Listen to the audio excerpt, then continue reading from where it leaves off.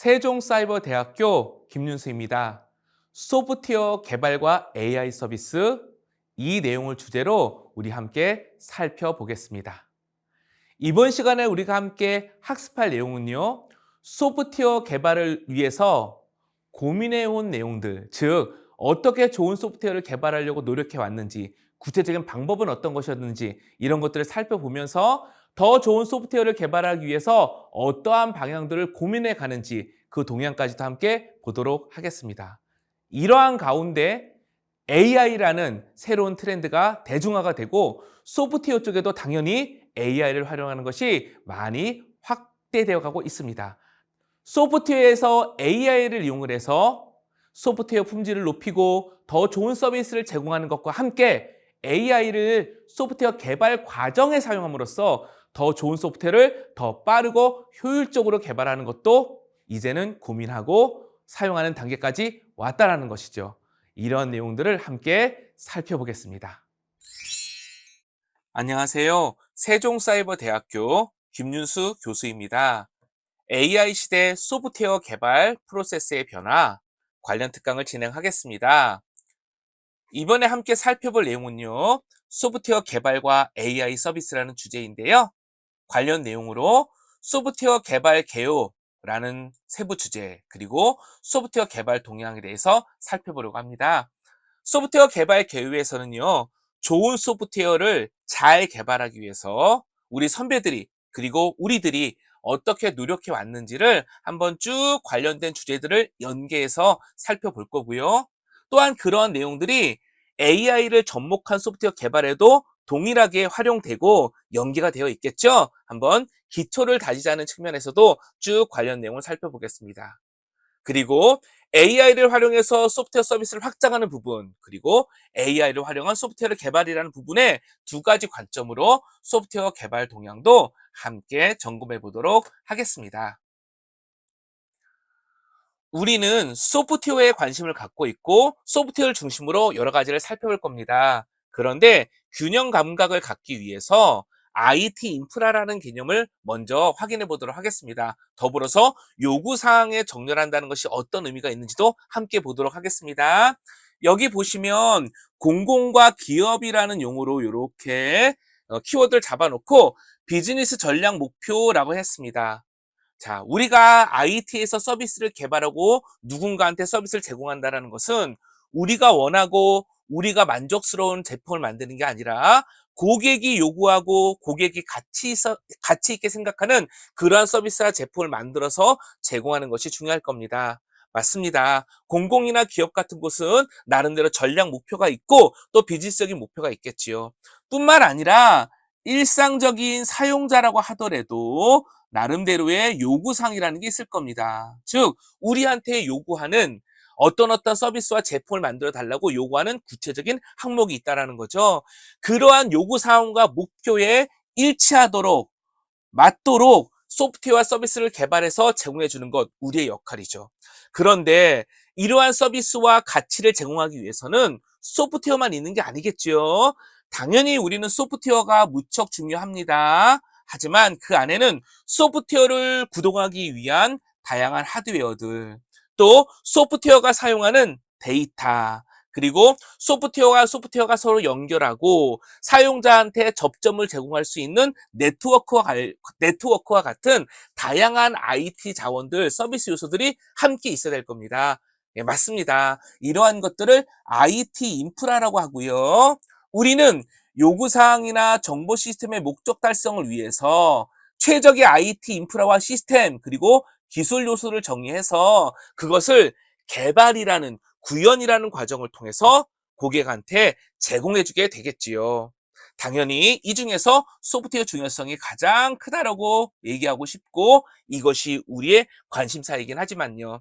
자, 앞으로 우리는 이후에 계속 진행하면서 AI, 인공지능을 어떻게 소프트웨어를 개발하는 가운데 활용할 수 있을 것이냐, 어떻게 협업할 수 있을 것이냐, 이런 주제를 얘기하면서 소프트웨어를 강조하게 될 것인데 그 외에 하드웨어적인 부분, 데이터적인 부분, 네트워크적인 부분도 있고 이런 것이 IT 인프라 아키텍처라는 용어로 함께 아울러져서 서비스가 제공된다는 것을 함께 기억하고 소프트웨어뿐만 아니라 데이터에 대한 형식이나 관리 방법, 네트워크를 연동하는 방법, 하드웨어적인 부분 이런 부분도 AI와 협업해서 구축하고 연계하고 만들어갈 수 있다는 것도 체크해 주시면 좋겠습니다.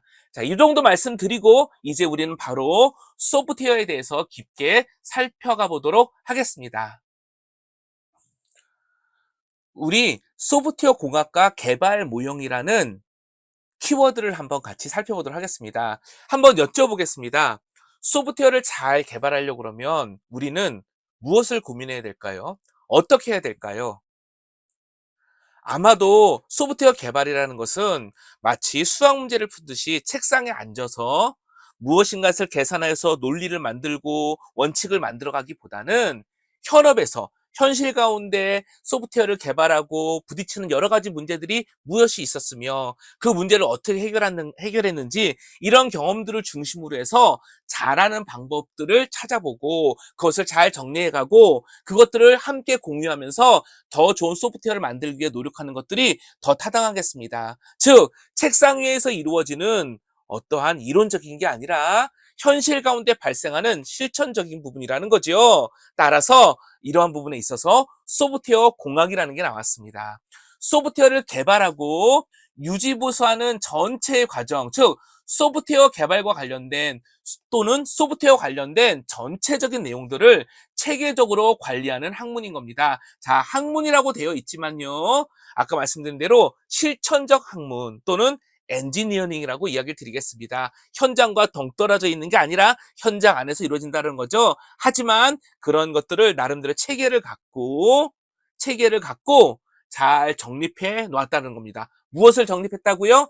우리가 어떻게 했더니 소프트웨어를 잘 개발했구나라는 경험과 또 여러 가지 기반 이론들을 융합해서 좋은 체계를 만들어 놨다는 거죠. 그러면 소프트웨어 공학의 목표는 무엇일까요?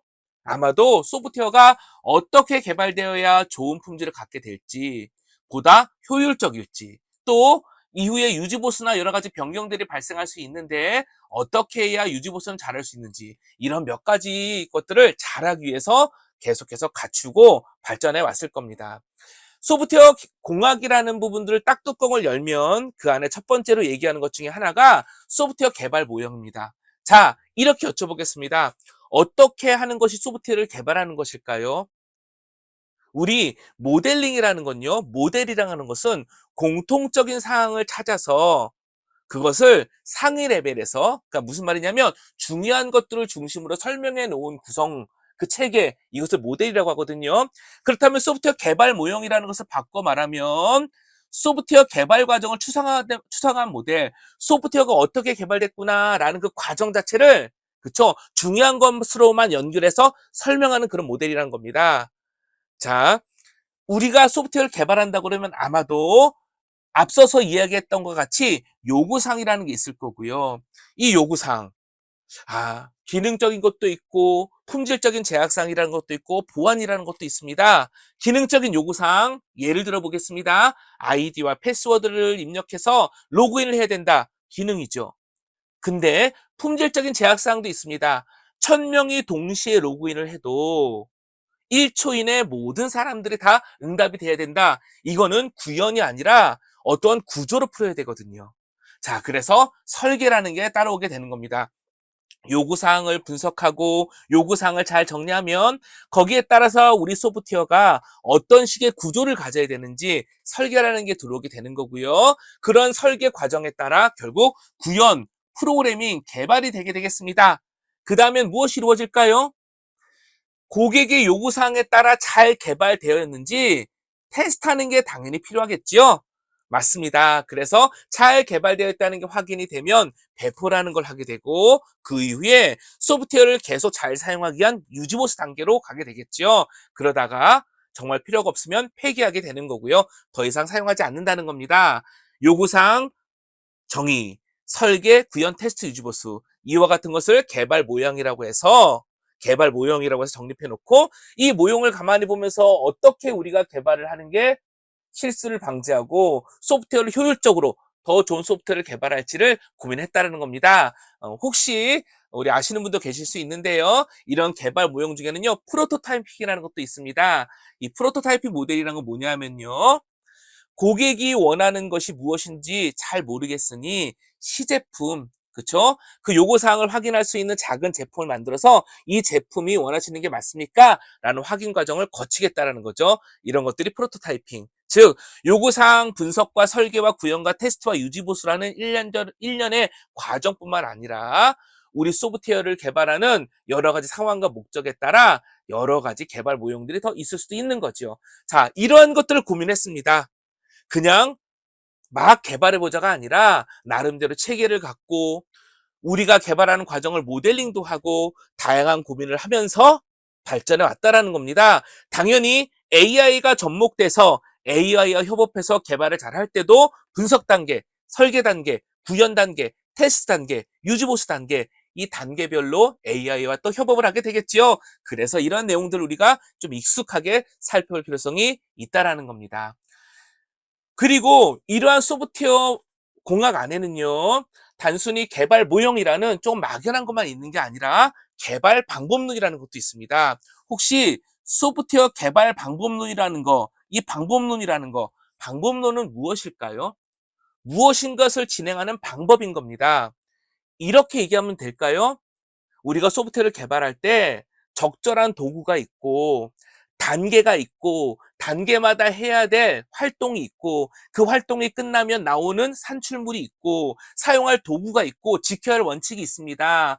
이러한 것대로 진행을 하고 이것을 참조해서 개발을 하면 그래도 적정한 수준의 소프트웨어를 개발할 수 있습니다. 이것을 모아서 체계적으로 구성해서 누구도 그대로 하면 적정한 수준의 소프트웨어를 개발할 수 있도록 방법으로 만들어 놓은 겁니다. 이게 소프트웨어 개발 방법론이에요. 따라서 소프트웨어 개발을 위한 작업 활동, 절차, 산출물, 기법 등이 정리된 체계라는 것이지요.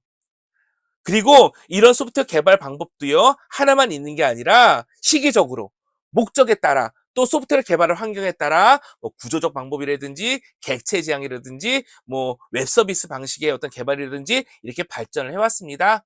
혹시 우리 참석하신 분 중에서 객체 지향 개발 방법론이라고 들어보신 분 계실지 모르겠습니다.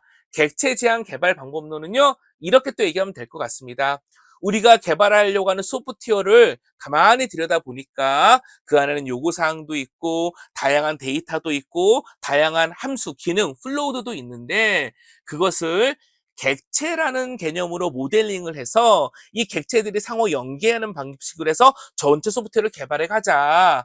그리고 이 객체를 구현하고 모델링하기 위해서 클래스라는 걸 이용을 하자. 예, 이런 내용들을 담고 있는 게 객체 제한 개발 방법론이고요. 그 안에 원리와 원칙으로는 또 캡슐화, 다형성, 추상화 이런 내용이 들어가고요. 개발 도구로서는 자바와 같은 언어, 또 UML과 같은 어떤 문서화 또는 소프트웨어를 설계할 수 있는 그런 어떤 표기법도 함께 있습니다. 지금 제가 쭉 이야기 드린 거 익숙하지 않고 좀 헷갈리셔도 괜찮습니다. 우리한테 지금 중요한 거는 소프트웨어를 잘 개발하기 위해서 우리 선배들이 또 우리들이 이러한 단계들을 거쳐서 고민해 왔고 소프트웨어 공학이라는 거를 만들었고 체계를 갖춰서 잘 개발하려고 노력을 해왔고 그 안에는 소프트웨어 개발 모형이라는 것도 있고 방법론이라는 것도 있구나. 라는 것 정도의 흐름을 기억해 주시는 겁니다. 이후에 AI랑 협업한다라는 것도 갑자기 뜬구름 잡듯이 툭 튀어나오는 게 아니라 이러한 흐름과 이러한 노력 가운데 어떻게 AI를 접목해야 될지부터 시작하게 되겠구나. 이렇게 매칭 포인트가 있다라는 것 정도의 흐름만 놓치지 않아 주셨으면 좋겠습니다. 다 아시고 익숙하시면 좋겠지만 그렇지 않더라도 부담 갖지 말아 달라는 그러한 부탁이 되겠습니다. 하지만 이러한 용어들에 많이 익숙해지시는 게 개발을 좀 잘 하시고 그다음에 협업을 잘 하고 더 좋은 소프트웨어를 만드는 데는 또 필요할 수 있으니까 상황이 되시다 그러면 관심 있게 들어봐 주시고 또 이후에 기회가 되시면 또 공부해 주시는 것도 좋을 것 같습니다. 자, 그다음에 함께 얘기해 보고 싶은 게 있는데요. 제가 한번 여쭤보겠습니다. 좋은 소프트웨어를 개발하고 싶습니다. 비용을 줄이고 싶습니다. 품질을 확보하고 싶어요. 혹시 우리 혹시 우리 참석하시는 분 중에 소프트웨어 개발에 관심이 있거나 소프트웨어 개발자가 계시다 그러면 아주 간단한 모듈인 정렬, 소팅, 그러니까 숫자를 낮은 작은 것부터 큰 것까지 정렬하는 그런 코드 함수를 개발한다고 해 보겠습니다. 프로그래밍이죠. 그러면 아무것도 없는 상태에서 이론을 찾아가면서 또는 내가 알고리즘을 짜서 직접 개발할 수도 있지만 누군가 잘 만들어 놓은 기능, 함수, 소팅이라는 함수가 있다면 그거 가져다 쓰면은 훨씬 더 빠르게 개발하고 무엇보다 이미 검증된 라이브러리와 모듈이라고 하면 그것을 가져다 쓰기 때문에 실수도 방지하고 문제도 예방할 수 있고 결국 비용을 줄이고 소프트웨어 개발의 효율을 높일 수 있겠죠? 자, 맞습니다. 우리가 어떻게 소프트웨어를 잘 개발하겠냐는 고민 가운데는요, 재사용이라는 것이 필연적으로 들어왔었습니다. 소프트웨어 품질을 확보하고 비용을 절감하고 일정 준수를 위해서, 즉 일정을 지키기 위해서 잘 만들어진 것을 재사용하는 것이 필요하다는 거죠. 어찌 보면 조금 전에 우리가 살펴봤던 소프트웨어 개발 방법론이라는 것도 그 안의 내용을 가만히 살펴보면 어떻게 소프트웨어를 잘 나누고 분석하고 설계해서 재사용을 잘할 것이냐, 그래서 생산성을 높일 것이냐, 이런 내용들이 들어가게 된다는 겁니다. 그리고 또 한 가지의 키워드를 말씀드릴 게 있는데 모듈이라는 게 있고 모듈화라는 개념이 있습니다. 모듈은 뭐냐면요, 소프트웨어를 구성하는 구성 요소를 모듈이라고 하면 되겠습니다. 또는 소프트웨어를 구성하는 구성 요소이자 한 단위이기 때문에 재사용을 한다면 그 재사용을 하는 단위, 그 대상이 모듈이라고도 할 수 있겠죠. 예를 들면 계산기라는 소프트웨어가 있다 그러면 덧셈, 뺄셈, 나눗셈, 곱셈을 담당하는 작은 함수 기능들이 하나의 모듈이라고도 볼 수 있다라는 겁니다. 그럼 모듈화라는 것은 뭐냐? 소프트웨어를 작은 단위의 구성 요소인 모듈로 분할해서 구성하는 일련의 과정이 되는 거겠죠. 자, 그러면 왜 재사용이라는 얘기와 함께 모듈이라는 얘기를 가져왔을까요? 결국은 품질이 좋고 재사용하기 좋은 모듈을 만들고 그것을 조립해서 전체 소프트웨어를 개발하게 된다면 당연히 생산성이 높아지고 효율적인 소프트웨어 개발이 되겠지요. 맞습니다. 이런 고민을 갖고 계속 어떻게 좋은 소프트웨어를 만들지 방법론도 정비해 가고 여러 가지 도구와 이론과 또 협업할 수 있는 문화도 만들어가고 있다고 볼 수 있겠지요. 이러한 고민들을 우리는 쭉 해왔다라는 겁니다. 자, 그러면 또 다른 주제를 함께 보도록 하겠습니다. 요구사항이라는 것을 살펴보려고 하는 건데요. 자, 우리 참석하시는 분들, 여기까지 진행한 내용들을 쭉 보시면 우리는 IT 인프라라는 얘기를 했고요. 그 안에 가장 중요한 소프트웨어가 있다라는 얘기를 했었습니다. 그렇죠. 이 소프트웨어를 잘 개발하기 위해서 우리 선배들은 소프트웨어 공학이라는 체계를 만들었고 그 안에는 개발 모형과 개발 방법론이라는 게 있다는 이야기를 하였습니다. 또 개발 방법론 안에는 재사용이라는 개념이 중요하게 자리 잡고 있는데 재사용의 단위인 모듈을 어떻게 잘 만들고 좋은 모듈을 만들고 어떻게 이런 것들을 재사용을 해서 생산성을 높이고 좋은 소프트웨어를 개발할까 이런 고민들을 해왔다라는 거죠. 왜냐하면 소프트웨어를 성공시켜야 되니까요. 근데 이러한 활동들을 한 가장 중요한 이유가 뭘까요? 예, 요구사항. 앞서서 나왔던 얘기죠. 고객이 원하는 그 요구사항을 잘 달성하고 지원하기 위함인 겁니다. 자, 그럼 요구사항이란 건 뭘까요? 다시 정리하자면 문제의 해결 혹은 목적 달성을 위해서 고객이 요구하는 요구 항목입니다. 또는 우리 소프트웨어가 준수해야 될 표준이나 명세 이런 것들이죠. 우리 시스템이 갖춰야 될 제공해야 될 항목이나 제약 사항들을 요구사항이라고 하겠다라는 겁니다. 그 요구사항을 세분화하면은요, 말씀드렸던 대로 아이디와 패스워드로 로그인을 한다라는 명확한 기능적인 부분, 1000명이 동시에 로그인해도 모든 사용자가 1초 이내에 응답해야 된다라는 품질적인 제약사항. 자, 요것을 이제 일반적으로 비기능적인 요구사항의 한 범주로 얘기하기도 합니다. 또 관리적인 부분. 예, 또 특정한 한 사람만 요청하는 부분, 다양한 관점으로 볼 수 있겠죠. 바로 이 요구사항을 어떻게 잘 도출하고 이 요구사항을 잘 정의하고 관리할 것이냐, 이것이 또 소프트웨어를 개발하는데 아주 중요한 활동이 된다는 겁니다. 왜일까요? 야, 여 밑에 그림을 그려놓은 것도 보시면 바로 아시겠지만 요구사항에 따라 설계가 되고 구현이 되고 테스트가 되고 유지보수가 되죠? 맞습니다. 개발의 시작과 기준이 되면서 가이드와 기준을 제시하는 게 바로 요구사항이니까 요구사항만큼 어떤 시작점이 되고 중요한 것도 없다라고 이야기를 드리고 싶습니다. 그러니까 우리가 AI랑 협력해서 소프트웨어를 잘 개발하려고 하는 과정에서도 당연히 우리가 도출한 요구사항은 적절한지, 그 다음에 요구사항들끼리 서로 충돌되는 부분은 없는지, 혹시 내가 깜빡하고 놓친 부분은 없는지, 이런 것을 리뷰해 달라, 살펴봐 달라, 또는 같이 만들어 보자, 이런 게 될 수도 있고요. 또 만약에 우리가 이렇게도 생각해 볼 수 있습니다. 만약에 우리가 일상적인 기업이나 업체가 아니라 1인 개발자라고 해볼게요. 우리는 앱스토어 등을 통해서 제품을 만들어서 실제 전 세계에 있는 사용자와 직접 대면하는 그런 제품을 만든다고 해볼게요. 그러면 또 다른 의미로 이 시장에서, 마켓에서 전 세계의 사용자들이 어떤 제품을 원할까? 어떠한 분류의 제품을 원할까? 그 제품에 기대하는 기능은 무엇일까? 핵심 가치는 무엇일까? 고객들의 일반 사용자의 문제는 무엇이고 그것을 어떻게 해결할까? 이런 고민을 하게 되겠잖아요. 예, 이것조차도 흔히 말해서 그러니까 마켓을 조사한다. 요구사항을 도출해서 요구사항을 정리한다라는 활동도 우리가 알고 있는 것만으로도 할 수도 있겠지만 이런 가운데 또 AI와 접목을 해서 놓친 부분들을 이렇게 채워낼 수도 있고 또 하나 AI한테 일종의 캐릭터를 부여해서 그 AI가 원하는 게 무엇이 있을지를 한번 대화 방식으로 도출해보고 이런 것들이 필요할 수 있을 겁니다. 예, 맞습니다. 역시 요구사항이라는 부분이 가장 시작점이 되고 기준이 되는데 이런 부분도 이후에 우리가 함께 얘기할 AI와 협업할 때 중요한 하나의 어떤 접점이 될 수 있는 거죠. 자, 이런 흐름으로 계속 보아가겠습니다. 이제 소프트웨어 아키텍처에 대해서 부터 얘기를 해보도록 하겠습니다. 우리 요구사항을 얘기하면서 어떤 얘기를 했냐면요. 아이디와 패스워드로 로그인을 한다. 명확한 기능입니다. 아마 소프트웨어를 개발하는 프로그래머한테, 개발자한테 아이디와 패스워드를 이용해서 로그인하는 기능을 구현해 주세요. 라게 하게 되면 사용자가 입력한 아이디와 패스워드가 우리 서버에 있는 정보와 맞는지를 비교해보고 맞으면 로그인 성공하고 틀리면 로그인 실패지라고 구현할 수 있을 겁니다.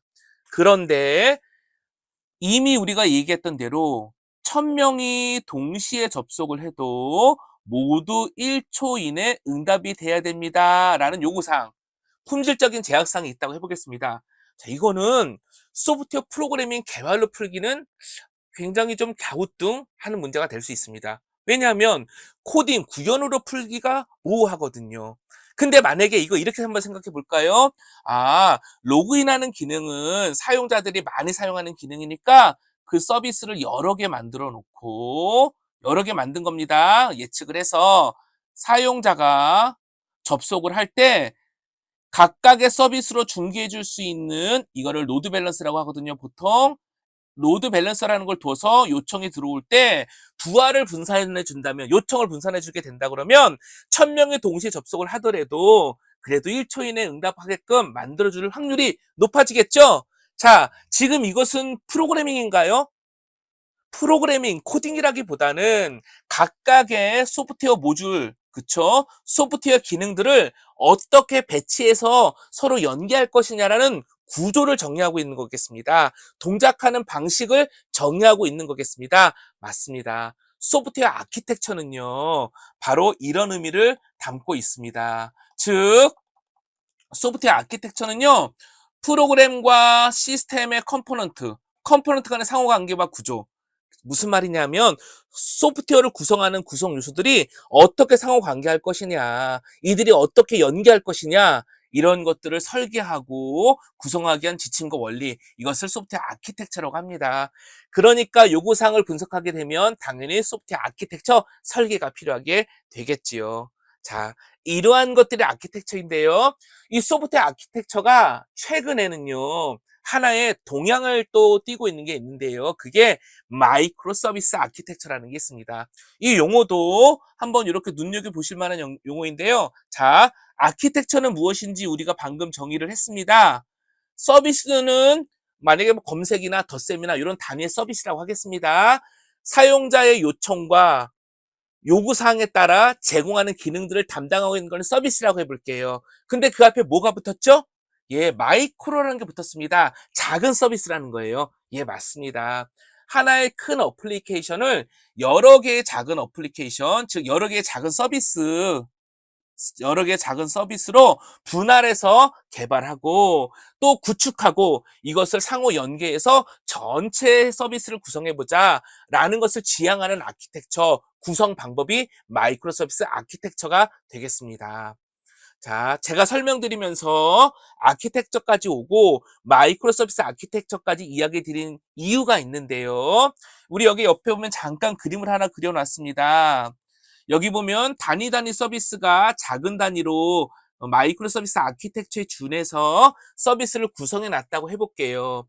그리고 상호 연계해서 서비스들이 동작을 하면서 전체 서비스를 구성해야 된다는 그런 의미입니다. 그러면 무엇이 중요할까요? 조금 헷갈리실지 모르겠지만 약속된 인터페이스, 약속된 API가 굉장히 중요해질 수 있습니다. 자, 무슨 말이냐면 여기 있는 서비스가 add라는 덧셈이라는 기능을 담당하는 서비스였다고 하면 이 add라는 기능을 호출하고 사용하기 위해서 약속된 방법 있잖아요. 예를 들어보면 쉽게 얘기하면 add 한 다음에 그냥 함수 호출이라고 그러면 1과 2 이렇게 하면 1 더하기 2를 호출하는 거야 라는 규칙을 유지해주고 계속 그 가운데 역할을 담당해줘야 약속에 따라 호출해서 사용하는 전체가 잘 동작하게 되는 거잖아요. 맞습니다. 그러다 보니까 최근에는 API라는 것이 무척 중요해지고 또 더더욱이 이 API가 서로 간에 호출하기 좋고 연계해 드리려고 그러면 누구나 사용하는 그런 방식으로 API라는 것을 정의하고 호출해서 쓰는 게 좋겠죠? 맞습니다. 그래서 표준 API라는 것이 중요해졌고 흔히 RESTful한 API라는 얘기를 합니다. RESTful한 API 너무 교과서적으로 부담 있게 접근하지 말고 그냥 웹 브라우저가 웹 서버에 요청하는 방식 그냥 표준 웹 있잖아요. 웹 서비스들이 사용하는 그런 방식이다라고 생각해 주셔도 무난할 것 같습니다. 뭐 더 깊이 자세히 명확히 아시는 것도 좋겠지만 지금 흐름이 중요하니까요. 또 이러한 API들을 누구나 사용할 수 있도록 또는 필요한 사람들이 사용할 수 있도록 오픈 API 오픈해 줬다는 겁니다. 이러한 것들이 관심사로 가고 있습니다. 자, 다시 중간 정리하겠습니다.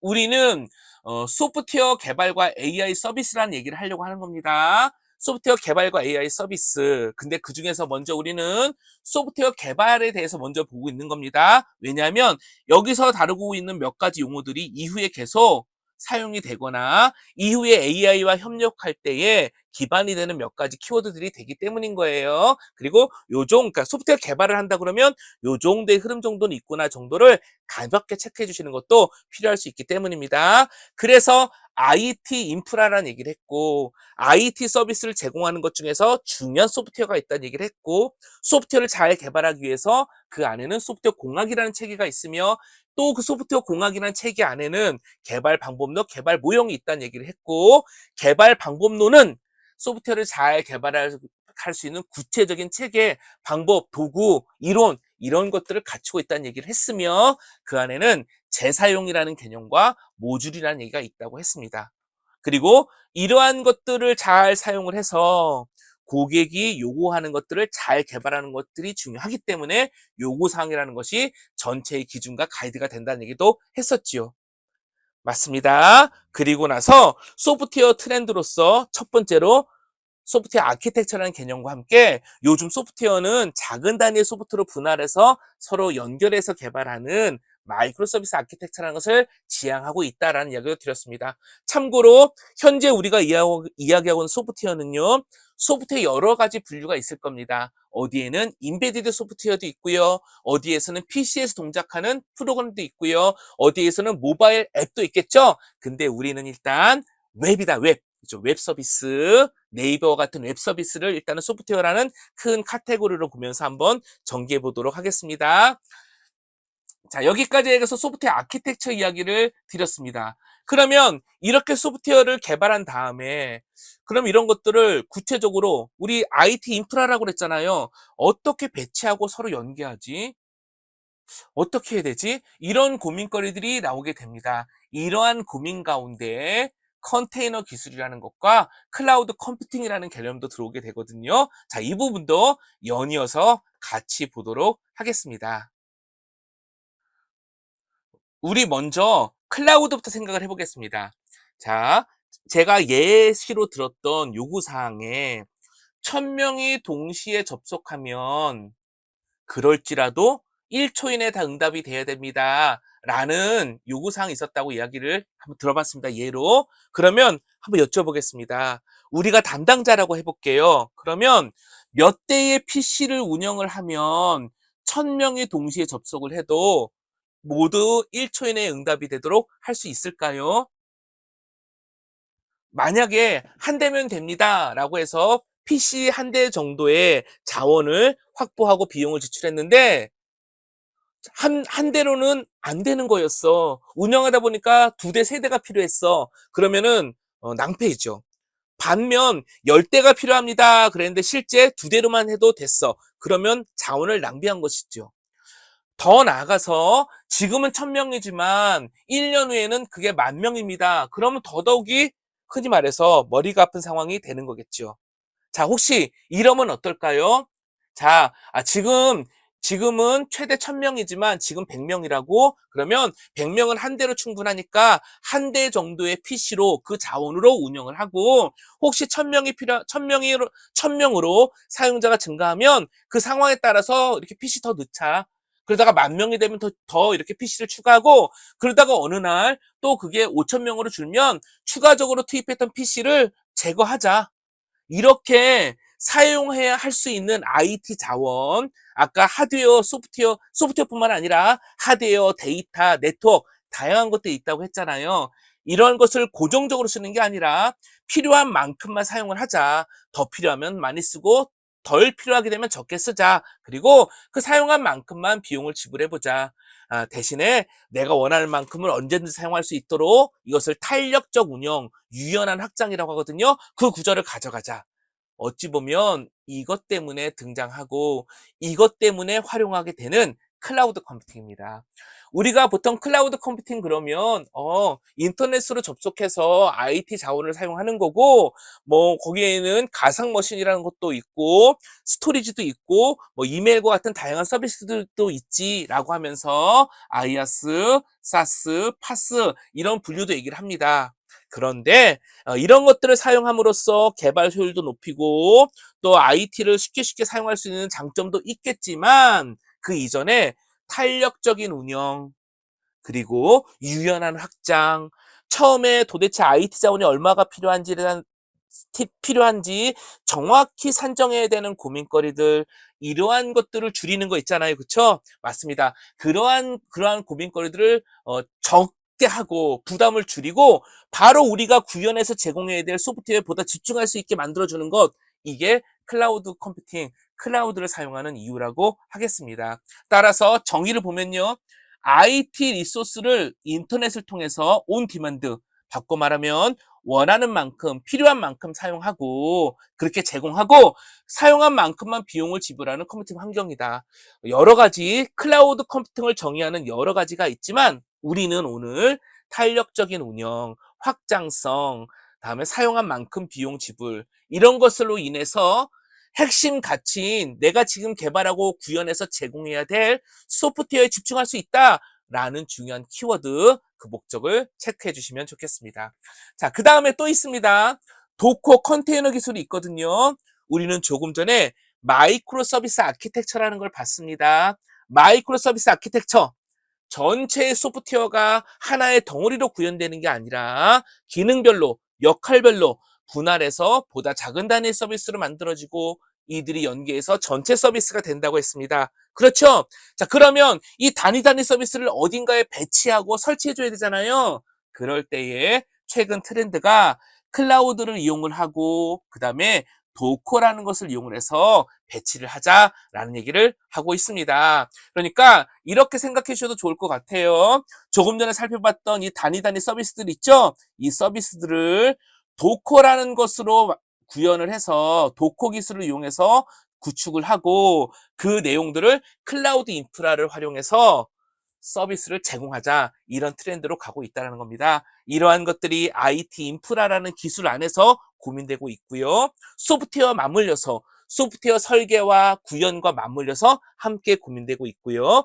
이러한 것들을 어떻게 잘할 것이냐라는 가운데 흔히 말하는 뭐 CI/CD 이런 얘기까지 가고 있는 겁니다. 이런 고민거리들이 왜 나왔다? 어떻게 해야 소프트웨어를 잘 개발하고 보다 빠르게 가치 있게 제공하고 변화에 유연하게 대응할 것이냐, 즉 소프트웨어를 잘 개발할 것이냐를 고민하면서 쭉 발전해 왔다라는 겁니다. 우리는 이렇게 고민해서 이렇게 계속해서 노력해 온 것이에요. 여기에 계속 제가 이제 중간중간에 얘기 드리지만 이러한 트렌드 동향에서 AI와 어떻게 접목되어 갈 수 있을 것이냐, 이러한 것들이 또 새로운 패러다임과 새로운 가치로서 지금 다가와 있는 상태라는 겁니다. 자, 이제 어떤 기술적인 내용, 그 다음에 또 하나 인프라적인 내용 이렇게 살펴봤다면 이 이후에는요 애자일이라는 얘기를 보도록 하겠습니다. 애자일. 애자일이 무엇인지 살펴보고요. 그 다음에 애자일 안에 들어가 있는 뭐 리팩토링이라든지 TDD 이런 용어들이 어떤 의미가 있고 왜 중요함이 강조됐는지 그런 얘기를 들어볼 거고요. 당연히 우리가 이제 코딩 개발을 한다 그러면 앞서서 얘기했던 이런 소프트웨어 공학과 개발 방법론, 다양한 어떤 IT 인프라, 또 클라우드 컴퓨팅, 도커, 마이크로 서비스 아키텍처, API 이런 환경하에서 개발을 하게 되겠죠. 그러한 가운데 테스트 케이스라는 것도 만들고 페어 프로그램이라는 것도 하게 되고 리팩토링이라는 것도 하게 되고 다음에 테스트 자동화도 하게 되고 때로는 코딩 표준도 만들게 되고 이런 것들을 하게 됩니다. 물론 문서도 만들 때도 있고요. 이런 다양한 활동들이 아울러져서 결국은 소프트웨어를 개발하게 되는 건데 그러한 내용들이 또 애자일이라는 큰 카테고리 안에서 논의가 되고 있습니다. 그 내용을 살펴보면서 또 계속 전개해 가보도록 하겠습니다. 애자일인데요. 혹시 참여하신 분 중에서 애자일이라는 용어 들어본 분 혹시 계신가요? 혹시 애자일은 무엇일까요? 애자일은 우리가 앞서 잠깐 언급했던 개발 방법론일까요? 아니면 애자일은 프로젝트를 수행하는 어떤 관리 방법일까요? 혹시 어떤 것일까요? 혹시 알고 계신 분들은 한번 답을 생각해 봐주시면 좋을 것 같고요. 역시 익숙하지 않으신 분들은 일단 이런 용어들이 있구나 정도 기억해 주시면서 이후에 강조드릴 몇 가지 키워드들을 체크해 주시면 좋겠습니다. 자, 애자일은 무엇일까요? 자, 이거는 우리 교과서에서 또는 사람마다 다양하게 정의를 하고 있는데 저는 오늘 애자일은 문화 활동이다. 개발 문화 활동이다. 우리가 지향하는 개발의 방향이다. 개발하는 방법에 대한 방향이다. 이렇게 이야기를 드리겠습니다. 개발 방법론도 아니고 개발을 진행하기 위한 절차나 어떤 그런 체계도 아니고 하나의 방향이다. 라는 얘기를 이야기 드리고 싶습니다. 문화라는 겁니다. 자, 제가 지금 이야기한 이 정의가 100% 맞다. 이런 얘기하는 건 아닙니다. 다르게 정의할 수도 있는데 저는 오늘 그런 관점으로 얘기하려고 한다는 겁니다. 자, 애자일은요. 여기 애자일 선언이 있습니다. 여기 한번 봐주셔요. 우리는 소프트웨어를 개발하고 다른 사람의 개발을 도와주면서 보다 더 가치 있는 방법을 찾고 다음과 같은 내용을 가치 있게 여기게 되었다는 겁니다. 여기 보시면 공정과 도구보다 개인과 상호작용을, 포괄적인 문서보다 작동하는 소프트웨어를, 계약과 협상보다 고객과 협력하는 거를, 계획을 따르기보다 변화에 대응하는 거를, 왼쪽에 있는 게 가치가 없다라는 얘기를 하는 게 아니라 오른쪽에 있는 것에 더 가치를 두겠다라는 겁니다. 그러면 이걸 다시 해석해 볼까요? 우리는 조금 전까지 소프트웨어 공학을 얘기했고 그 안에는 개발 방법론이라는 것도 얘기를 했고 그 안에는 개발 모형이 있다는 걸 얘기했고 요구사항이 있으며 요구사항을 잘 정리해서 설계하고 구현하고 테스트하는 일련의 과정을 거치고 그쵸. 그 개발 방법론 안에는 적절한 산출물도 있고 도구가 있습니다. 이런 얘기를 했고, 물론 설계까지도 얘기를 하면서 MSI, 도커, 클라우드 이런 얘기를 했습니다. 자, 그런데 공정과 도구보다 이게는 뭐죠? 정의되어 있는 개발 방법론보다 상호작용이 중요하다. 요구사항 정의 잘하고 설계 잘하는 그 문서 자체보다 작동하는 소프트웨어가 더 중요하다. 고객과 요구사항을 기반으로 계약하고 약속한 것보다 혹시 또 계획을 따르기보다 변화가 있다면 협력하고 대응하는 것을 더 가치 있게 여기겠다라는 얘기를 한 겁니다. 참 어떻게 보면 재밌기도 하고 '이래도 되나?'라는 생각이 드는 거죠. 근데 이게 현재 우리 소프트웨어를 개발하는 많은 곳에서 전적으로 도입하지 않는다고 하더라도 이 애자일에서 얘기하고 있는 정신과 변화에 유연하게 대응하자라는 것을 잘하기 위해서 이 안에서 얘기하는 것들을 도입하고 적용하고 활용하고 있습니다. 왜 그럴까요? 실은 요구사항이라는 게 중요하다고 얘기를 했지만 요구사항을 잘 정리해서 소프트웨어 개발하기 전에 정립하는 것은 무척 어렵다고 할 수 있습니다. 자, 왜냐하면요. 우리 흔히 그런 농담처럼 그런 얘기 하지 않나요? 나도 내가 원하는 게 무엇인지 잘 모르겠어. 맞습니다. 우리가 요구사항이라는 걸 정의한다고 하지만 우리가 요구사항이라는 걸 정의한다는 행위 자체가 이미 완벽하게 할 수 없다라는 나름대로의 전제를 깔고 있다라는 거죠. 또 하나, 요즘처럼 변화가 심하고 급격한 시대가 또 없잖아요. 자고 일어나면 새로운 제품이 나오고 서비스와 기술이 나오고 AI 인공지능도 마찬가지고요. 사람마다 바라는 것도 다양하고 개인화에 대한 요구도 각각이고 원하는 게 너무나 개성 만점이잖아요. 이렇기 때문에 고정적인 개념으로 접근하기보다 이렇게 변화가 많은 시대에 유연하게 적응하고 대응하고 가치 있는 서비스를 빠르게 반복적으로 제공하는 게 우리 소프트웨어가 성공하는 방식이다라는 것에 대해서 사람들이 동감을 하게 된 겁니다. 자, 이래서 애자일이라는 것은 방향성이자 일종의 문화라고 이야기 드린 겁니다. 자, 근데 이럴 수 있죠? 그러면 어떻게 하는 게 애자일처럼 하는 거지? 그쵸. 방향만 있고 구체적인 실체가 없다 그러면 어떻게 해야 되지? 고민만 하게 되는 거잖아요. 그래서 팀 활동을 강조하는 그러니까 스크럼이라는 게 나왔고요. 스크럼 팀을 이루어서 애자일스럽게 일해보자라는 게 있고요. 또 하나 XP라고 해가지고요. 뭐가 나왔냐 하면 12가지의 실행 지침이라고 하고 핵심 훈련이라고 하는데 이러한 식의 어떤 방법과 몇 가지 도구들 또 실행 지침을 준수하고 훈련해 가면 애자일스럽게 일할 수 있습니다라는 얘기를 한 겁니다. 했죠? 그러니까 요런 것들이 따라 나오면서 애자일스럽게 일할 수 있게 만들어 놨다는 겁니다. 근데 이 중에 특히 XP와 관련해서 우리 개발자들이 한번 생각해 보고 또 이후에 AI랑 협력해서 개발을 할 때에도 연계해서 체크해야 될 만한 몇 가지 키워드들이 들어 있습니다. 그것을 한번 정리해 보도록 하겠습니다. XP의 12가지 훈련 중에서 그러니까 실행 지침 12가지의 실행 지침에서 중요한 것만 XP의 중요한 활동 몇 가지만 좀 보도록 하겠습니다. 다 하진 않고요.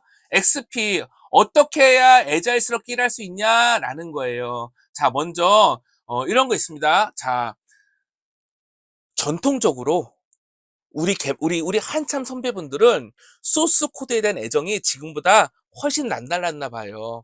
자, 무슨 말이냐면요. 이거예요. 물론 이거는 제가 좀 극단적인 예인 겁니다. 몇 명의 소그룹의 핵심 개발자들이 핵심 엔진을 개발하고 그 소스 코드가 회사에 아주 중요한 것이며, 그쵸? 그러한 것들을 개발한 어떤 개발자들은 나름대로 뭐라 그럴까 프라이드도 있고 또 소규모의 몇몇 인원들만 그 소스 코드를 개발하고 이러한 문화와 트렌드들이 있었나 봐요. 그리고 저도 오랫동안 개발했지만 어, 가만히 저와 또 저와 함께 개발했던 여러 어떤 상황들을 보면은요. 초창기에는 맞아. 나는 소스 코드는 참 내 것이고 또 내가 뭔가 다 알아야 되고 내가 나만 좀 이렇게 좀 수정하는 게 품질적으로 좋지 않을까라는 좀 이렇게 착각 아닌 착각에 빠졌던 적도 있던 것 같습니다. 근데 지금은 변화에 유연하게 대응하고 협업이 중요하고 함께 협력해서 좋은 제품을 만드는 게 더 중요하잖아요. 맞습니다. 그래서 XP에서 중요한 활동 중에 뭐가 나오냐 하면요. 코드의 공동 소유라는 게 나옵니다. 코드 공동 소유. 이건 뭐냐면요. 권한이 있다면, 그러니까 아무나 다 그 소스 코드에 접근한다 이건 아니고요. 누구나, 그러니까 이렇게 얘기하겠습니다. 모든 코드는 관련되어 있는 것이에요. 모든 개발자들에게 속해 있다. 예, 필요한 사람은 누구나 그 내용을 확인할 수 있고요. 변경할 수 있고요. 협업할 수 있다라는 공동 소유라는 개념을 가져가 보려고 하는 겁니다. 그래야 협업이 원활해지고, 그래야 변화에 유연하게 대응할 수 있죠. 자, 협업이 이루어지려고 하면요. 코드의 공동 소유가 되려고 그러면요. A라는 개발자가 프로그래밍 코딩하는 방식과 B라는 개발자가 코딩하는 방식이 달라져 버리면 서로 소스 코드를 볼 때 이해가 잘 안 될 거란 말이에요. 그래서 코딩 표준이라는 게 나옵니다. 코드 스탠다드라고 하는 거예요. 얘는 뭐냐면요. 효과적인 효과적인 공동 작업을 위해 작업을 위해 코딩의 스타일을 정의하자라는 겁니다. 이거 어떻게 들어보시면 당연하겠죠? 그리고 또 있습니다. 자, 뭐가 있냐면요. 이제 코딩 표준과 함께 짝 프로그래밍이라고 있습니다. 이게 뭐냐면요. 페어 프로그래밍이라고도 하거든요. 영어로는 페어 프로그래밍이라고 해요. 얘는 한 사람이 개발하는 게 아니라 두 명의 개발자가 공동으로 개발을 합니다. 그래서 A라는 개발자가 타이핑을 하고 있으면 B라는 개발자는 타이핑된 소스 코드를 보면서 이거 혹시 이렇게 하는 게 더 좋지 않을까요? 라고 하면서 리뷰 활동도 같이 해주고요. 소스 코드의 품질을 확인해주는 활동도 같이 하고요. 또 대화하면서 그 소스 코드의 구현 상황을 이해하고요. 이렇게 합니다. 또 특정한 시간이 지나면 이번에는 B 역할을 했던 사람이 코딩을 하고, 기존에 타이핑을 했던 A가 다시 모니터를 보면서 대화하면서 풀어갑니다. 이거 바꿔가는 거예요. 장점이 뭐가 있을까요? 예, 코딩의 구현과 설계 사상을 실시간으로 공유할 수도 있고, 개발과 그 코드에 대한 검증, 이것도 병행할 수 있죠. 이러한 것들을 지향하자라는 게 XP의 중요한 활동이 되겠습니다. 자, 우리 이제 특강 내용 중에서 AI와 협업한다고 했을 때 이 짝 프로그래밍과 연계해서도 고민할 수 있습니다. 예전에는 개발자끼리 짝 프로그래밍을 했다면, 이제는 개발자인 나와 AI 에이전트, AI 어시스턴트가 페어 프로그래밍을 한다.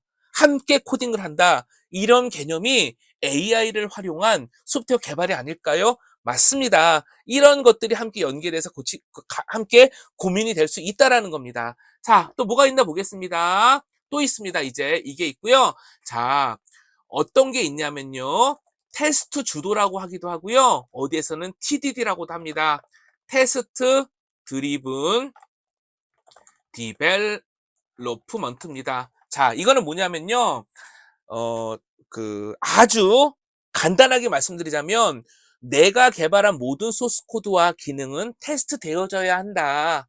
라는 것을 전제하고 있습니다. 그런데 거기서 한 스텝 더 나가서 어떻게 하는 거냐면요. 테스트를 전제로 해서 테스트가 주도하여, 테스트가 주도하여 소프트웨어 개발을 이끌어 간다는 겁니다. 자, 이거 간단하게 한번 예를 들어 볼게요. 이거는 이제 소스 코드의 문법이나 이런 거는 무시해 주시고요. 흐름만 봐주세요. 우리가 전통적으로 개발했다면 아마 이럴 것 같습니다. 덧셈을 개발하자. 그러면 어떻게 되냐면요. 예입니다. int, add 한 다음에 x, y 이렇게 입력 받으면 return x 더하기 y를 해야겠지. 이런 식으로 먼저 함수를 개발합니다. 개발자들이 그 다음에 add 한 다음에 1과 2를 입력해 봐서 2가 나오는지 확인하는 과정. 즉, 코딩을 먼저 하고 테스트를 합니다. 이것도 맞는 거예요. 그리고 우리가 AI랑 협력해서 개발할 때도 내가 작성한 코드를 테스트할 수 있는 테스트 코드를 AI를 통해서 만드는 거, 이것도 중요한 협력 중에 하나가 됩니다. 자, 전통적으로 이렇게 개발을 해 오는데 TDD가 되면요. 테스트가 개발을 드리븐한다고 그랬습니다. 자, 그러면 제가 여기다가 이렇게 한번 이야기 드려볼게요. 덧셈 기능을 구현해 주세요 라고 해볼게요. 그러면 덧셈 기능을 구현한다. 그러면은 이렇게 할 수 있지 않을까요? 그러면 1 더하기 1을 집어넣으면 이건 2가 나오는 거고, 또 2 더하기 2를 집어넣으면 이거는 4가 나온다는 얘기겠네. 뭐죠? 요구사항에 대해서 우리는 기억을 한 겁니다. 그리고 나서 이게 첫 번째, 야, 요구사항이 이거구나. 두 번째, 이 요구사항을 잘 달성하기 위해서는요, 우리 소프트웨어는 어떻게 동작해야 될까요? 어떻게 개발하고 코딩할 것이냐, 이게 아니라 어떻게 동작해야 되죠? add 1하고 1을 집어넣으면 2가 나와야 되고, add 2하고 2를 집어넣으면 4가 나와야 될 겁니다. 맞죠? 맞습니다. 즉 뭐냐면요, 테스트 방법, 우리 소프트웨어에 테스트를 먼저 설계하는 거예요. 왜? 소프트웨어에 요구되는 요구사항을 달성하기 위해서는 이 테스트를 패스하고 통과시켜야 되니까. 결국은 이러한 소프트웨어를 만드는 것이 우리 목표이니까. 그 다음에 어떻게 한다? 이 테스트 케이스를 통과하는 코드를 구현하는 거예요. 아까 했던 int add a하고 b 하면 return a 더하기 b 이렇게 구현하면 되겠네. 이 순서인 겁니다. 전통적으로는 코드를 구현하고, 즉 how to, 어떠한 식으로 프로그래밍을 할 거냐를 고민한 다음에 기능을 검증했다면, TDD는요, 우리 소프트웨어가 어떻게 동작해야 되지라는 걸 먼저 고민하고, 그것을 확인할 수 있는 테스트 코드를 만든 다음에 그것을 패스할 수 있는 실제 코드를 만든다라는 겁니다. 됐죠? 그래서 테스트가 개발을 드리븐한다고 해서 TDD가 되는 겁니다. 자, 당연히 이런 걸 하기 위해서는요, 요구사항의 적절성도 분석해야 되고, 해당 요구사항을 통과시키고 또는 검증하기 위한 테스트 코드도 우리는 설계하고 만들어야 되고요. 실제 소프트를 구현해야 되겠죠. 맞습니다. 이런 가운데 우리의 경험과 우리의 상황에 따라 직접 코딩을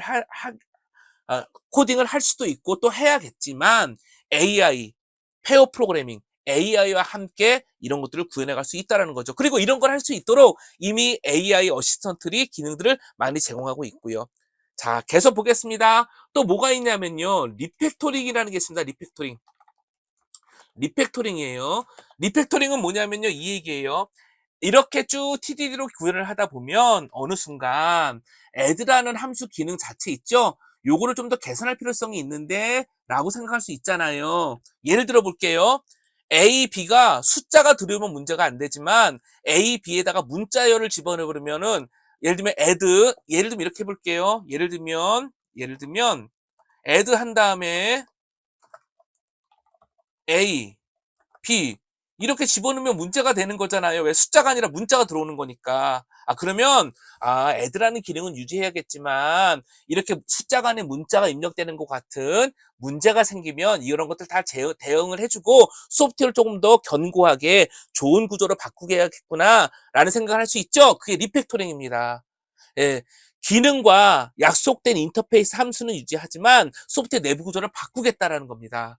자, 이러한 내용들이 보통 우리가 XP라는 애자일스럽게 개발하기 위한 구체적인 활동과 지침을 담고 있는 XP가 담고 있는 대표적인 내용들인 거고요. 이러한 내용들을 준용해서, 그쵸, 기준으로 해서 프로그래밍을 하고 코딩을 하는 게 또 요즘 개발자들이 많이 하고 있는 그런 활동이라는 겁니다. 당연히 AI 어시스턴트, 즉 AI 도구가 우리 개발하는 가운데 들어온다 그러면 이렇게 우리가 하는 활동과 접목해서 우리의 생산성을 향상시키고 AI의 협업함으로써 더 좋은 결과를 낼 수 있겠죠? 맞습니다. 이런 것들에 적절하게 AI의 도움, AI의 조력, 때로는 AI가 리딩해가는, 그게 필요할 수 있겠습니다.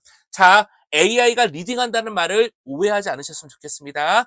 개발자가 수동적으로 따라간다는 의미가 아니라 우리가 개발하는 가운데 어떻게 AI를 적극적으로 사용할지라는 개념에서의 리딩을 얘기한 겁니다.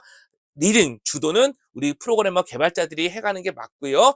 AI를 조수로서, 도구로서, 때로는 페어 프로그래밍하는 협력으로서 잘 활용하자. 이게 더 맞을 것 같습니다. 자, 이러한 개념을 견지해 가면서 관련된 내용들을 계속 살펴보도록 하겠습니다. 전체 흐름 가운데 어떻게 보면은 이제 뭐 어떤 용어적인 부분에서는 마지막인데요. DevOps와 CI and CD 얘기를 드리겠습니다. 자, 우리는 소프트웨어 개발, 프로그램, 코딩과 관련된 얘기를 찍겠습니다. 근데 소프트웨어는 개발만 돼서 소프트웨어가 개발돼서 동작하는 서비스가 나오는 것뿐만 아니라 이 서비스를 어떻게 배치를 하고, 그쵸? 배치를 하고 사용자가 사용하게끔 제공할 것이냐라는 것도 중요하겠죠? 또한 뿐만 아니라 소프트웨어는 요즘에 개발자 한 명이 개발하는 게 아니라 여러 명의 개발자가 동시에 개발을 합니다. A라는 사용자가 개발한 코드, B라는 사용자가 개발한 코드, 하나의 커다란 코드셋으로 통합도 해야 되고, 이 통합한 것을 잘 테스트하고 확인해서 사용자한테 전달할 수 있도록 배치도 해야겠죠. 배포도 해야겠죠. 맞습니다. 개발자들이 다양한 본인들이 개발한 것들을 통합하는 것을 어떻게 지속적으로 자동화하고 관리할 것이냐, 지속적인 통합. 그 다음에 어떻게 고객한테까지 유연하게 배포하고 설정해서 사용할 수 있게끔 할 것이냐, 지속적인 배포. 이러한 것들이 이제 애자일 뒤에 데브옵스라는 개념까지 들어오면서 최근에 함께 고민하고 있는 거죠. 이런 걸 하려고 그러면 당연히 여러 가지 과정들을 자동화해야 되고요. 자동화한 가운데 우리가 하는 개발 행위와 배포하는 어떤 그런 일련의 흐름이 지속적이고 반복적으로 수행이 돼서 고객한테 가치 있는 서비스가 계속 제공될 수 있어야겠지요. 예, 그러다 보니까 최근 개발 환경과 또 개발 도구들이 이러한 개념화에 통합이 되어 있고 자동화되어 있고 또 진행 상황을 가시화 잘 볼 수 있도록 이렇게 표시도 해주고 있습니다. 당연히 AI라는 인공지능 도구가 들어온다 그러면 이런 활동들을 어떻게 가속화하고 이럴 때 필요한 여러 가지 자동화 도구와 자동화 도구를 제어하기 위한 스크립트, 또 다른 의미의 자동화 코드죠. 이런 것들을 어떻게 개발할지 이런 게 필요할 수 있겠잖아요. 이런 것들도 역시 AI와 협업해서 잘 만들고 관리해 갈 수 있겠죠. 자, 이 정도까지 해서 전체적으로 소프트웨어 개발이 어떻게 이제 우리가 이루어져 왔고, 바꿔 말하면 좋은 소프트웨어를 개발하고 좋은 소프트웨어를 제공하기 위해서 어떤 고민들을 해왔고, 현재 우리 개발자들은 또 어떠한 키워드와 방법과 도구 가운데 개발하고 있는지 그런 내용들을 살펴봤습니다. 좋은 소프트웨어를 개발하기 위해서는 이러한 노력들이 진행해 왔다라는 거죠. 자, 그러면 소프트웨어 개발 생산성 향상을 위하여 우리가 더 고민해야 될 것은 무엇일까요? 현재는 어떤 상황일까요? 전통적으로 보고 또 전통적인 흐름에 따라서도 그렇고 지금도 그렇고 내용을 살펴보면요. 당연히 소프트웨어 개발 도구의 효율 향상은 계속 이루어져 왔습니다. 라이브러리, 다음에 프레임워크라는 어떤 그런 좋은 도구들, 또 로우 코드, 노 코드, 코딩보다는 그러니까 코딩량을 줄이면서도 누구나 소프트웨어를 개발할 수 있는 다양한 어떤 도구들, 또 편리하게 코딩을 할 수 있도록 통합 개발 환경이라는 것도 좋게 구현이 되어 있고 제공이 되고 있고요. 다음에 자동화도 잘 이루어질 수 있도록 여러 가지 지원 도구들도 있습니다. 즉, 도구적인 부분에서도 계속 발전해 왔고, 지금 다양한 도구들을 잘 사용하는 역량도 우리 개발자들한테 필요하겠다고 하겠습니다. 뿐만 아니라 개발 방법론도 계속 발전해 왔고, 진화되고 있고, 특히 우리는 혼자 개발하는 게 아니라 여러 사람들과 함께 팀을 이루어서 개발하기 때문에 개발 방법론이라는 것 안에 들어있는 다양한 기법과 협업 방법들도 활용하고 그 안에서 개발을 해야겠지요. 맞습니다. 그래서 애자일, 데브옵스 이런 트렌드까지 현재 와 있고 또 계속해서 사람들이 관심을 갖고 있고요. 개발 프로세스라든지 또 우리가 앞서 살펴본 아키텍처, 재사용 이런 것들이 있겠습니다. 자, 이제 우리의 관심사 중에 하나인 AI 기반 개발 도구의 확산 이게 중요한 어떤 포인트이기도 하고 우리한테 시사하는 바가 크기도 하죠. 생성형 AI 그죠? 그다음에 라지 랭귀지 모델, LLM 기반의 AI 어시스턴트, 그죠? AI 보조, 조수라고 하겠습니다. 또는 페어 프로그래밍의 대상, 우리의 협력 파트너라고 하겠습니다. 이것을 통해서 코드의 생성, 그다음에 문서화, 그다음에 코드를 리뷰하고 리팩토링해서 개선하는 것들 이런 것들 우리 개발자가 주도적으로 할 수 있고 또 해왔지만 이제 AI의 도구를 받아서 우리 개발자가 혹시라도 관점의 차이 때문에 놓친 부분이 있다 그러면 그 부분을 함께 개선할 수도 있고 또는 코딩 양을 줄이고 이거죠. 나한테 10분이라는 시간이 있으면은 한 페이지 코딩을 할 수 있지만 AI의 도움을 받으니까 10초 안에 코딩이 끝나더라. 왜? 어차피 똑같은 내용을 타이핑하는 거나 복사 붙여넣기 하는 거라 그러면 AI의 도움을 받는 게 훨씬 빠르잖아요. 맞습니다. 훨씬 더 개발 생산성이 높아질 수 있겠죠. 뿐만 아니라 자연어 기반의 인터페이스 및 개발. 이제 자, 이거는 뭐 100%뭐 동의하거나 공감하는 건 아니지만 행간에 어떤 얘기도 있냐면요. 가장 좋은 프로그래밍 언어는 영어다라는 얘기가 있습니다. 100% 동의한다고 하진 않았습니다. 그 말은 무슨 말이냐면 이제는 자연어로 우리가 의도하는 것을 타이핑을 하면 AI 도구에 의해서 코드가 생성되고 동작하는 그 시대까지 와 있다는 겁니다. 최소한 그러한 것들을 통해서 소프트웨어 개발 생산성과 효율이 높아지는 시대에 왔다는 겁니다. 뿐만 아니라 단순히 코딩뿐만 아니라 SDLC 전 과정 우리가 얘기했었죠. 요구사항 분석부터 테스트 유지 보수까지 그 전체 과정에서 어떻게 AI를 도입해서 활용할 것이냐라는 것들도 계속 고민을 하고 있고 시도하고 있다는 겁니다. 자, 그러면 우리 어찌 보면은 우리 전체 특강의 마지막 부분에 또 정리하고 함께 생각해 봐야 될 문제인데요. 우리는 개발자로서 우리의 역할은 그러면 이런 트렌드에 따라 어떻게 변해야 될까요? 당연히 AI가 아니더라도 기본적으로 잘 개발하는 방법들과 원리와 이론들은 학습을 하고 익숙해질 필요성이 있을 겁니다. 하지만 코딩이라는 업무 영역을 넘어서 문제를 해결하고 전략적으로 사고해서 협업하는 것 중요한 역량이 될 수 있겠죠. AI가 하기 어려운 중요한 역량이 될 수 있을 겁니다. 또 그러니까 단순한 의사소통이 아니라 전략적인 커뮤니케이션, 지속적인 학습과 유연한 적응. 한마디로 얘기하면 문제를 잘 정의하고 해결해가는 과정, 이것을 잘하는 게 중요하고 이런 것들을 잘하고 협업하기 위한 커뮤니케이션 역할이 중요하며 특히 학습 영향과 새로운 것들을 잘 활용하고 또 대응할 수 있고 적응할 수 있는 유연한 적응력도 필요하다는 겁니다. 굉장히 추상적인 내용들일 수도 있고 그래서 어떻게 할 거냐라는 숙제도 남긴 하지만 이러한 것들이 우리 개발자들한테 요구되어지는 변화가 아닐까 싶습니다. 역시 이런 것들도 우리가 중요성을 먼저 공감하고 중요하지 않다라고 하면 그냥 끝나는 거잖아요. 중요하다는 것을 먼저 공감을 하고 계속 반복하고 의도적으로 연습을 하면서 점점 익숙해져 가는 것이 맞다라는 생각이 듭니다. 여기까지 해서 소프트웨어 개발과 관련된 부분, 개발 개요 부분을 마무리 짓고요. 다시 말씀드리지만 우리가 어떻게 해왔는지, 소프트웨어 개발을 잘하기 위해서 어떤 노력을 들여왔는지를 쭉 한번 봤고요. 그중에 이후에 우리가 함께 대화하면서 AI랑 협력할 때도 필요한 몇 가지 키워드들, 이런 내용들을 정리해 봤습니다. 그러면서 우리 개발자가 어떻게 역할을 변경해 가고 성장해야 갈지도 나중에 다시 보긴 하겠지만 또 간단하게 언급도 해 보았습니다. 자, 그러면 또 다른 주제로 한번 바꾸어서 진행해 보도록 하겠습니다. 이제 소프트웨어 개발 동향을 한번 볼 건데요. AI를 활용해서 서비스를 확장하는 부분과 AI 자체를 활용해서 개발하는 것 두 가지 관점으로 간략히 살펴보도록 하겠습니다. 자, 먼저는요. AI는요, 이제 소프트웨어 경쟁력 확보에 필수라고 한 번 더 강조하고 싶습니다. 우리가 IT 흐름을 보면요.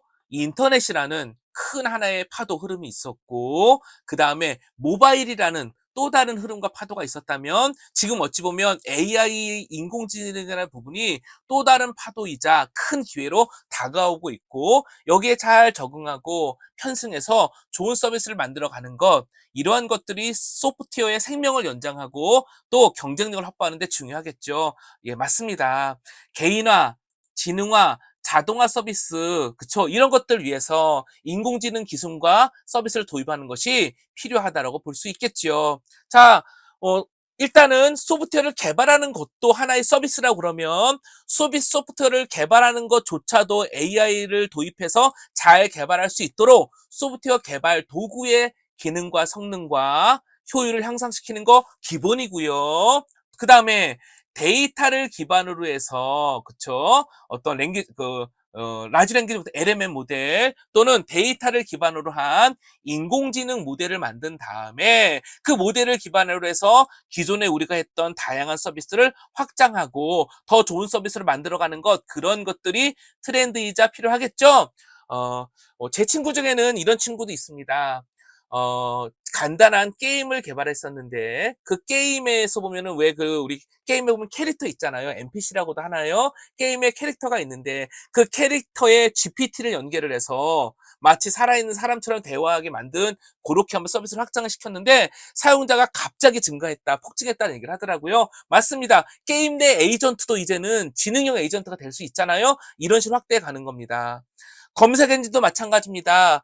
전통적으로 큰 회사 몇 군데가 검색 엔진들을 가져왔는데 최근에는 AI가 들어오면서 AI 기반의 검색이라는 것이 좀 이렇게 화두가 되고 사람들한테 알려지고 사용이 늘어남에 따라 전통적인 검색 엔진을 갖고 비즈니스를 해왔던 많은 업체들, 우리가 알고 있는 많은 업체들 있잖아요. 그런 업체들이 위기감을 느낀다고 하잖아요. 맞습니다. AI가 서비스에 접목되면서 시장 판도도 바뀌고 새로운 서비스들이 나오고 있죠. 개인화 서비스 마찬가지입니다. 그렇죠? 또 컴퓨터 비전 뭐죠? 영상을 이용을 해서 지능형 서비스를 만든다거나 그렇죠? 사고를 탐지한다거나 또는 또 이런 것도 있습니다.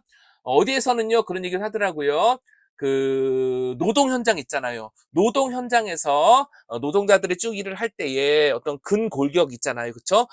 일을 하는 어떤 그런 몸의 어떤 그런 그 자세에 따라서 건강이나 이런 데 문제가 있을 수 있다고 합니다. 이러한 것들을 잘 관리하고 문제점들을 개선하고 건강을 좀 이렇게 잘 지키면서 일하실 수 있도록 가이드하는 것들이 현장에서 필요한데요. 그런 것도 비전과 AI 인공지능을 이용을 해가지고 사진을 찍어가지고 살펴보는 판별하는 이러한 것들도 전통적인 서비스의 플러스 알파로 AI가 접목된 사례라고 볼 수 있겠죠. 더 말할 것도 없죠. 지능형 챗봇 더 말할 것도 없습니다. 이미 사례는 너무나 많기 때문에 AI를 활용한 소프트웨어 서비스 확장은 이제는 필수이고 큰 트렌드라고 하겠죠. 우리 개발자들도 이제는 AI를 하나의 라이브러리와 도구처럼 응용해서 활용할 수 있는 역량도 필요하다고 하겠습니다. 우리 얘기 나온 김에 몇 가지 그 AI와 관련된 기술 요소를 볼 텐데요. 먼저는 생성형 AI와 떨어뜨릴 수 없는 또 바로 나오는 라지 랭귀지 모델, 트랜스포머 모델이 있습니다.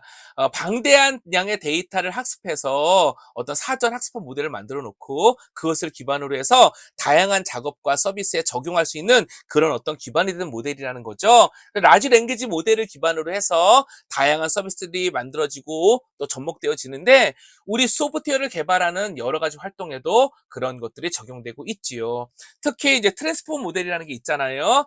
그 문장 안에서 등장하는 단어들 간의 상관관계를 잘 계산을 해서 조금 더 전통적으로 사용했던 어떤 그런 언어 모델 대비 훨씬 더 좋은 품질을 내는 그런 모델이 또 있습니다. 그래서 이렇게 해서 뭐 인코더, 그다음에 디코더 이런 구조와 셀프 언테이션이라는 이런 내용이 있는데요. 자, 요 정도 내용 정도가 생성형 AI의 LMM과 트랜스포머 내에서 다뤄진 내용이라고 간단하게 언급만 드리고요. 요런 내용들이 어디에 다양한 생성형 AI 기반의 서비스에 사용되고 역시 우리 소프트웨어를 개발할 때도 그 이면에는 이러한 기술 요소가 들어있다 정도만 체크하겠습니다. 당연히 이제 우리 학교에 우리 학교 학과에서는 이런 내용들을 좀 더 많이 이제 공부하고 또 배우는 내용이 있겠지요. 있습니다. 이제 그렇지만 우리 과정에서는 이 정도만 얘기하고 넘어가겠습니다. 이거 너무 많이 해버리면 시간이 너무 많이 가니까요. 자, 또 보겠습니다.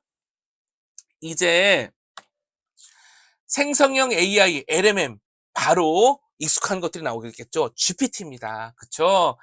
GPT는요, 말 그대로 Generative Pre-trained Transform의 약자인데요. 그쵸? Generative.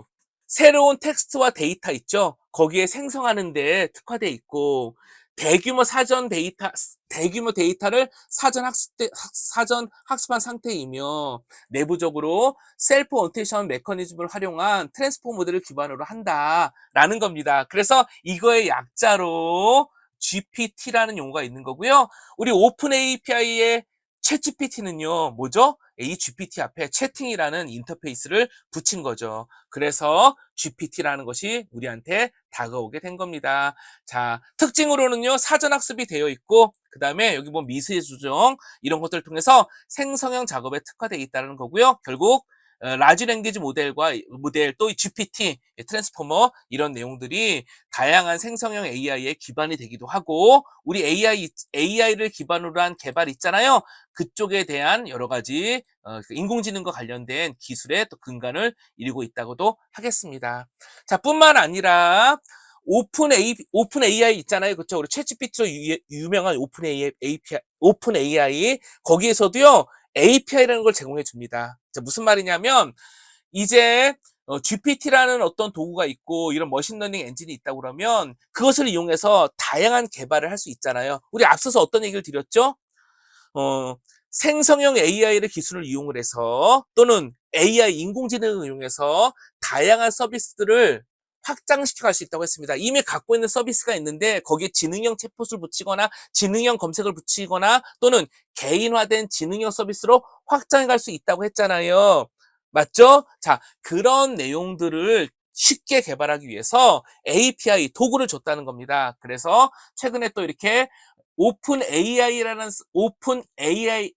회사에서 제공한 API를 이용을 해서 기존의 서비스를 지능형 서비스로 다양하게 확장해 가기도 합니다. 자, 이러한 내용들이 어찌 보면 그 이제 우리 소프트웨어를 지능형 서비스로 가져가는데 근간을 이루고 있는 배경이 되는 기술 요소이자 개발 환경이라고 할 수 있고요. 또 한 가지가 더 있습니다. 바로 뒤에 나오는데 설치형 LMM이 있습니다.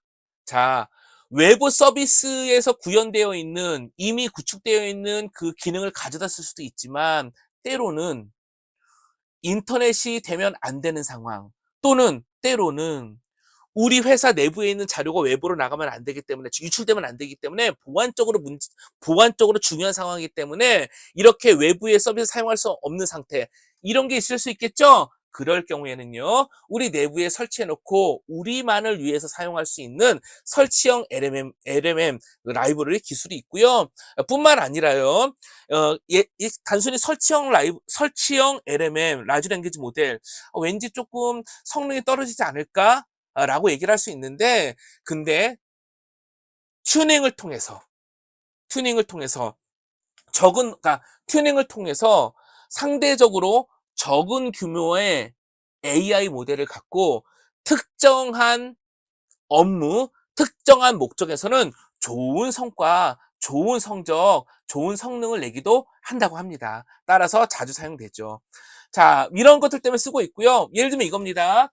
우리 회사에서 생성형 AI의 도움을 받아서 GPT의 도움을 받아서 소프트웨어 개발 효율을 높이고 싶은데 보안이나 이런 것 때문에 어려움이 있다. 그럼 대안이 필요하잖아요. 그러면 우리 회사에 적합한 라지 랭귀지 모델 설치형 LMM을 이용을 해서 한번 코딩 쪽에 특화되어 있는 모델을 만들어서 활용해 보면 어떨까? 이런 고민도 할 수 있겠죠. 뿐만 아니라 예를 들면은 어떤 전문 지식과 관련된 특화되어 있는 작은 사이즈의 AI 모델을 만들어 볼까? 이럴 때 사용할 수 있다는 겁니다. 자, 이제 설치형 LMM도 있다라는 것도 얘기 드렸고요. 필요성도 한번 간단하게 언급 드려봤습니다. 근데 이러한 설치형 LMM은요, 크게 일상적인 라지 랭귀지 모델이 있을 뿐만 아니라 스몰 LMM, 그 다음에 스몰 랭귀지 모델이라고 해서 SLM도 있습니다. 예를 들면은 사용하고자 하는 환경과 서비스 장치에 따라서 규모가 달라진다는 겁니다. 대표적으로 SLM은 모바일 기기나 IoT 장치 등에서도 활용할 수 있고요. 상대적으로 GPU와 같은 그래픽 카드와 같은 가속기의 여부를 떠나서 조금 이렇게 좀 상대적으로 컴퓨팅 자원이 약한 열악한 환경에서도 동작할 수 있도록 튜닝이 되어 있고 그런 모델 수준을 제공하는 것도 있다라는 겁니다. 목적과 환경에 따라 다양한 것을 선택할 수 있다라는 것이지요. 자, 이런 동향으로 또 역시 인공지능 기술이 가고 있습니다. 이러한 것들을 활용해서 어떻다? 현재 우리가 개발해왔고 운영해왔던 우리들의 서비스를 지능형 서비스로 가져갈 수 있다라는 겁니다. 당연히 그것뿐만 아니라 이제 AI를 활용한 소프트웨어 개발도 이 범주 중에 하나로 등장하겠죠. 왜? 소프트웨어를 개발하는 것 자체도 하나의 소프트웨어이자 서비스일 수 있으니까 당연히 접목될 겁니다. 뿐만 아니라 이제는 AI가 대중화되고 더 많은 사람들이 사용하게 됨으로써 AI를 통해서 AI와 협업해서 개발하는 것들이 점점 필수이자 또 AI를 활용할 수 있는 역량을 갖추는 것들이 필요한 상황이 된다라고도 함께 이야기 드리겠습니다. 이제 마지막으로 AI를 활용한 소프트웨어 개발 이 주제를 보도록 하겠습니다. 이후에 계속 우리가 살펴볼 내용이니까 지금은 간단한 어떤 그런 방향성과 중요한 내용 정도만 간단하게 확인하고 넘어가 보도록 하겠습니다. 우리 이제 최근에 이제 고민하고 있는 내용이기도 한데요. 이제 우리 학교 또 우리 학과 교수님들이 또 고민하고 계시는 내용들이기도 합니다. AI를 어떻게 소프트웨어에 잘 활용하고 AI를 이용해서 어떻게 소프트웨어를 잘 개발할 수 있을까? 이런 내용이라는 거죠. 한번 저도 생각을 해보면서 이렇게 한번 제시를 해봤습니다. 어디 교과서에 있는 내용이라기보다는 제가 한번 생각한 방향을 한번 제시해 본 거예요. AI를 활용한 소프트웨어 개발의 동향을요, 저는 한번 1단계에서 3단계로 한번 나누어 보고 같이 고민을 해보면 좋을 것 같습니다. 1단계. 일단 우리는 그동안 코딩을 하면서도 자동으로 코드를 만들고 코딩을 분석해주는 여러 가지 라이브러리나 도구들을 사용했습니다. 이것을 AI 어시스턴트, 즉 AI로 대체를 하는 거죠. AI로 더 좋은 구조로 향상시키는 거죠. 코딩을 하는데 코딩의 속도와 생산성을 높이겠다는 겁니다. AI를 이용해서. 어찌 보면 우리가 가장 먼저 해볼 수 있는 것이기도 하고 가장 효과가 눈에 띄게 바로 확인될 수 있는 부분이기도 하죠. 실질적으로 전 세계 사용자의 지금 아까 지금 모 전문가가 나와서 얘기하기로는요. 전 세계 사용자의 90% 이상이 현재 AI 도구를 사용한 경험이 있거나 사용하고 있다는 얘기를 하고 있으니까요. 물론 이게 무슨 정확한 통계 근거가 나온 건 아니지만 그 전문가의 말을 빌어서 얘기를 드렸습니다. 또는 저도 그렇고 우리 주변에 이제 AI 검색 엔진이나 AI 도구를 이용을 해가지고 코딩을 조금 더 효율적으로 하는 것들을 이미 적용하고 있고 적용하고자 계획을 수립했거나 이미 노력을 하고 있는 단계에 있으니까요. AI 기반 코딩 1단계로 보겠습니다. 그런데 우리 소프트웨어 개발은 코딩 프로그래밍뿐만 아니라 요구사항 분석부터 해서 테스트와 여러 가지 유지 보수와 운영까지 다양한 요소가 있다는 것을 이미 보고 왔습니다. 따라서 소프트웨어 개발의 전 단계에서 적절한 AI 기반의 도구를 사용해서 성능을 높이고 생산성을 향상시키는 것. 각 담당자가 깜빡하거나 또는 미처 놓친 어떤 관점에서 점검해야 될 부분이 있다 그러면 AI와의 협업을 통해서 그런 요소를 발견하고 보완해 가는 것. 이러한 것들이 2단계라고 한번 제안을 드려보고 싶습니다. 마지막으로 3단계도 한번 제안을 드려보고 싶은데요. 이렇게 얘기 드려보겠습니다. 이제는 우리 개발자들이, 우리 사람들이 더 잘하고 해야 될 역할이 있고, AI 도구가, AI 지능형 서비스들이, 그쵸? AI 어시스턴트들이 더 잘하고 더 적합한 분야가 있을 겁니다. 이런 것들을 잘 아우르고 정립을 해서 소프트웨어 개발 전 단계에서 어떻게 효율적으로 AI를 활용할 것이냐. 그래서 생산성을 높이고 고객한테 가치 있는 서비스를 어떻게 적시에 제공할 수 있겠냐. 이것을 가지고 주도해서 개발해 가는 게 좋겠죠. 이제 소프트웨어 개발하는 것에서 보조 도구로서 AI를 가져가는 게 아니라 아예 AI 도구를 적극적으로 활용해서 AI를 적극적으로 사용해서 개발을 한번 리딩해서 가져가 보자 라는 것도 얘기가 되겠죠. 그래서 AI 기반, AI 에이전트 기반의 소프트웨어 개발 이 단계까지 보는 것을 3단계라고 한번 제시해 보고 싶습니다. 그리고 이렇게까지 가면 여기에 마치 테스트가 개발을 드리블하는 것을 TDD라고 했던 것처럼 AI가 개발을 드리블한다. AI가 모든 걸 한다는 얘기는 아닌 겁니다. AI의 역할과 그 협업을 강조하고 그것을 중심으로 소프트웨어를 효율적으로 또 효과적으로 개발했다라는 그 패러다임을 이야기해 드리고 싶어서 AI가 드리블하는 개발이다. AI 드리븐 디벨롭먼트 이렇게 키워드로도 한번 제시해 보고 싶었습니다. 자, 이런 것들을 통해서 이제 우리가 쭉 앞으로 고민도 해보고 한번 또 우리 특강뿐만 아니라 현업에서 또 다양하게 또 공부도 하시고 또 실제 소프트웨어를 개발하시면서도 이런 것들을 어떻게 접목할지를 고민해 가보시는 게 좋지 않을까 싶습니다. 실제 이제 사례도 있는데요. AI를 활용한 소프트웨어 개발 사례가 이제 몇 가지가 있습니다. 이제 여기 보시면요. 멀티 에이전트 프레임워크를 활용해서요. 메타 GPT에서는요. 이런 식으로 소프트웨어 개발 전 단계를 한번 AI와 협력해서 AI를 적극적으로 사용해서 어떻게 할 것이냐, 잘할 것이냐 이런 내용들을 담고 있고 이미 적용하고 교육도 하고 활용하고 있는 단계에 있고요. 또 여기 보면요.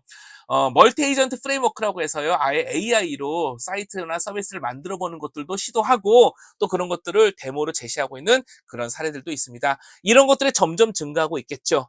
예. 가장 간단하게는 우리 통합 개발 환경에 GPT와 같은 AI 어시스턴트 엔진을 포함시키고 그것을 통해서 코딩 생산성을 높이는 것은 당연하고 그다음에 전체적인 소프트웨어 개발 단계에서 필요한 요소를 AI와 협력함으로써 적절하게 또 지원도 받고 또 효율도 높이는 것도 필요할 거고 아울러서 더 나아가 AI와 어떻게 협업해서 좋은 소프트웨어를 만들지를 고민해 가는 것 이런 것들을 우리가 지향하는 바라고 이야기를 드리고 싶습니다. 여기까지 해서 이번 강의, 이번 특강을 마무리 짓고요. 연이어서 계속 이제 또 만나 뵙고 대화를 풀어가도록 하겠습니다. 감사합니다. 어떠신가요? 소프트웨어를 잘 개발하고 좋은 제품을, 좋은 서비스를 사용자한테 제공하기 위해서 다양한 노력을 해왔고 또 좋은 도구들을 사용하기 위해서 여전히 노력하고 있다는 것을 확인할 수 있었습니다. 또한 AI를 이용을 해서 더 좋은 소프트웨어를 더 잘 효율적으로 개발하고자 하는 것도 필요하다는 것을 우리는 확인할 수 있었지요. 우리 전체 내용에서 AI를 이용해서 소프트웨어를 어떻게 더 효율적으로 잘 개발할 수 있을까? 이런 부분들을 중심으로 해서 전체 특강을 진행해 가보도록 하겠습니다. 잘 들어주셔서 감사합니다.